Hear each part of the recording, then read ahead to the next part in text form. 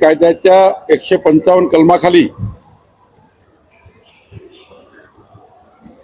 शुद्ध लेखनाचा अधिकार आहे.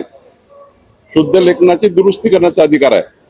नावामध्ये दुरुस्त करण्याचा अधिकार आहे. परंतु महसूल विभागाच्या काही अधिकारी कर्मचाऱ्यांनी 155 कलमाचा दुरुपयोग करून मोठ्या प्रमाणावर गैरव्यवहार आणि फौजदारी सारखे मोठे गुन्हे या कलमाचा वापर करून केलेले आहे. विधिमंडळामध्ये प्रचंड या ठिकाणी असंतोष होता. चौकशी समिती गठीत करण्यात आली. विभागीय आयुक्त नाशिक आणि एक मोठी चौकशी समिती या ठिकाणी होती. या समितीने जो अहवाल दिला आहे, या अहवालामध्ये जवळपास अति गंभीर प्रकरण जे निघालेत, ज्यामध्ये केवळ आता निलंबित आम्ही केलेला आहे, पण समितीचा रिपोर्टर गुन्हे दाखल करण्याचा आहे.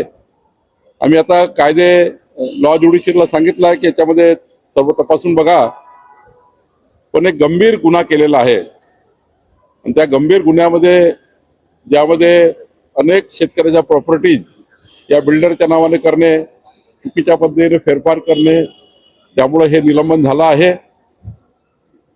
कोकणामध्ये 70B मध्ये अशीच परिस्थिती झाली आहे. 70B या कलमाचा दुरुपयोग केला गेला. काही ठिकाणी 85 या कलमाचा दुरुपयोग केला गेला. आणि त्यामुळं खरं तर हे निलंबन ही प्रायमरी आता कारवाई आहे. यानंतर सुद्धा एक या प्रकरणात मोठी कारवाई करावी लागेल, कारण प्रचंड गंभीर प्रकरण आहे, अति गंभीर प्रकरण आहे. अशा प्रकरण महाराष्ट्रात पुन्हा घडवू नये अशी इच्छा महसूल विभागाची आहे. तर या अधिवेशन आणि या काळामध्ये विरोधी पक्षातले सगळे मोठे बाळासाहेब थोरात, जितेंद्र आव्हाड, जयंत पाटील सगळ्या विरोधी पक्षातल्या नेत्यांनी महसूल विभागाच्या निर्णयाचं, तुमच्या निर्णय क्षमतेचं, झपाट्याचं कौतुक केलेलं आहे. माननीय मुख्यमंत्री देवेंद्र फडणवीसजी यांच्या नेतृत्वातलं सरकार, आमचं सरकार हे समाजाच्या शेवटच्या व्यक्तीच्या कल्याणाकरता महत्वाचे निर्णय घेत आहे. आणि महसूल खात्यामध्ये सुद्धा आता आम्ही लोकाभिमुख, पारदर्शी आणि गतिमान शासन म्हणून काम करण्याचा प्रयत्न केला. आता आपण हा निर्णय करतोय की माननीय मुख्यमंत्री देवेंद्र फडणवीसजी यांच्या जन्मदिवसानिमित्त 22 जुलैला आणि 25-26 जुलैला 3 दिवस राज्यभर सेवा देण्याचा निर्णय आम्ही केला. त्याच दिवशी अजितदादाची जयंती आहे. आमचा विचार आहे की राज्यातले सर्व विधिमंडळ सदस्य, आमचे पंचायत ते पार्लमेंट सर्व लोकप्रतिनिधी बसून किमान 10 लाख परिवारांना आम्ही या ठिकाणी सेवा हमी कायद्याच्या माध्यमातून आम्ही सेवा देण्याचा प्रयत्न करतोय. शेवटी विरोधी पक्षाचे आमदार असो की आमचे आमदार असो, त्यांच्या मतदारसंघामध्ये शेवटी महाराष्ट्र ही जनतेला न्याय मिळाला पाहिजे. कुठल्या पक्षाचा आमदार हे महत्वाचं नाही आहे. जेव्हा एकदा निवडणुकीमध्ये आमदार निवडून आले, सर्वच आमदारांनी आपापल्या मतदारसंघात काम केलं पाहिजे. त्यामुळं आम्ही विचार केलाय, माननीय मुख्यमंत्री आणि आम्ही सर्वांनी, की या महाराष्ट्राला जास्तीत जास्त सेवा द्यायची. आणि त्यामुळं विरोधी पक्षाच्या आमदारांना सुद्धा आम्ही या ठिकाणी उत्तम त्या ठिकाणी वागणूक देण्याचा प्रयत्न करतोय. हा आम्ही भेदभाव करत नाही की काँग्रेसचा, भाजपचा, राष्ट्रवादीचा, सर्वच विधानमंडळ सदस्यांच्या मतदारसंघात काम झाले पाहिजे, ही भूमिका आमची आहे.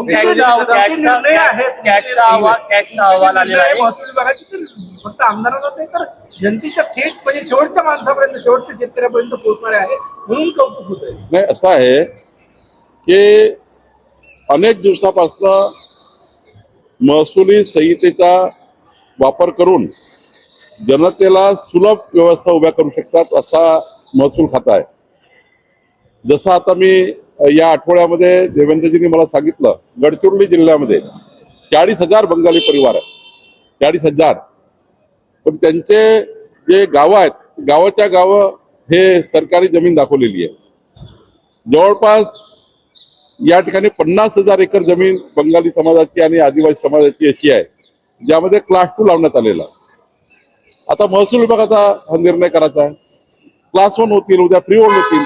जसं आता कोल्हापूरमध्ये, चंदगडमध्ये आम्ही 55 गाव फ्री होल्ड केले. काल सोलापूरमध्ये आम्ही B2 जे प्रॉपर्टी होत्या 9,000 परिवाराच्या त्या फ्री होल्ड केल्या. हे जे आहे महत्वाचे निर्णय, जसं आता कोल्हापूरमध्ये पुन्हा इचलकरंजीमध्ये तिथले आमदार राहुल आवाडे यांनी या ठिकाणी तिथल्या एक धारणा प्रकाराचा प्रस्ताव आणलेला आहे. त्यामुळे हे जे महत्वाचे निर्णय महसूल खात्याचे आहे ते घेणं महत्वाचे आहे आणि म्हणून लोकाभिमुख आणि लोकाला पाहिजे ते निर्णय करणे गरजेचे आहे. त्यानुसार आम्ही निर्णय करतो आहे.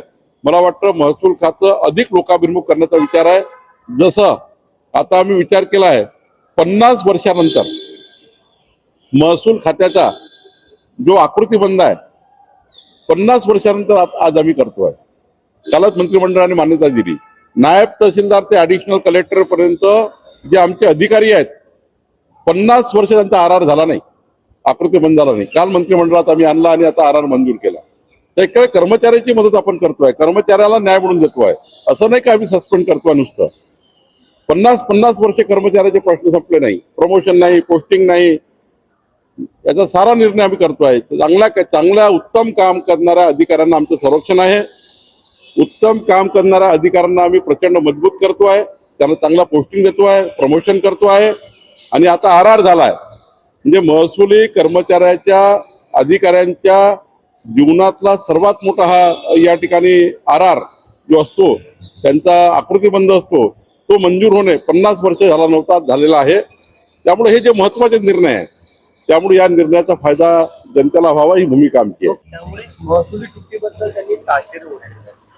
कॅगचा अहवाल हा कॅगने द्यायचा असतो, पण जेवढं काही इन्व्हेस्टमेंट झाला आहे ते राज्यामध्ये, आज बघा या राज्यामध्ये परवा देवेंद्रजींनी सांगितल्याप्रमाणे या राज्याचा समृद्धी महामार्ग असो, शक्तीपीठ महामार्ग असो, या राज्यामध्ये इन्फ्रास्ट्रक्चर डेव्हलपमेंट असो, आपण नागपूर बघा, बदलतं नागपूर आहे, बदलती मुंबई आहे, 21व्या शतकातला विकसित महाराष्ट्र आहे.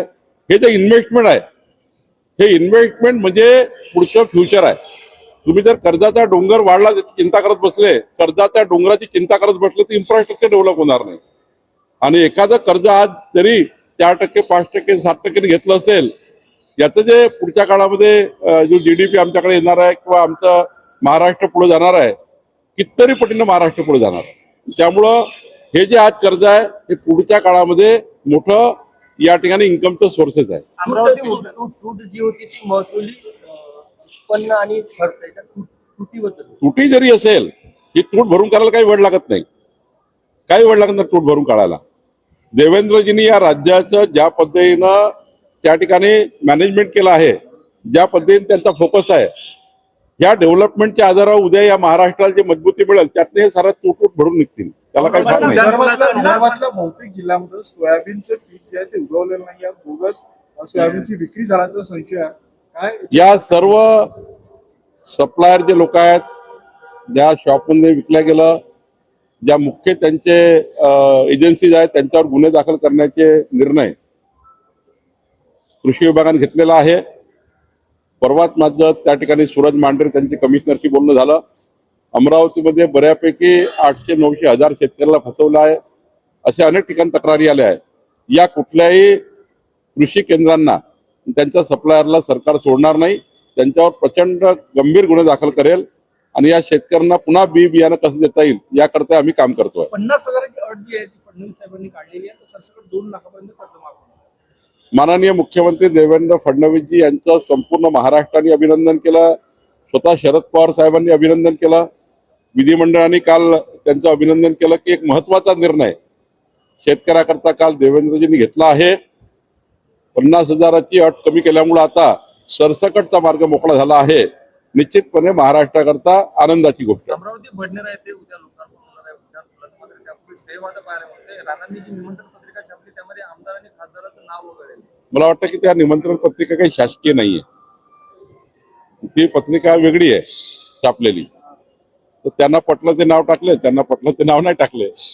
तर ती काही शासकीय पत्रिका नाही, त्यांनी ती खाजगी पत्रिका छापली आहे. शरद पवारांची राष्ट्रवादी आपल्या महायुतीमध्ये येईल अशी चर्चा जी होते यावर तुम्हाला माहिती आहे का?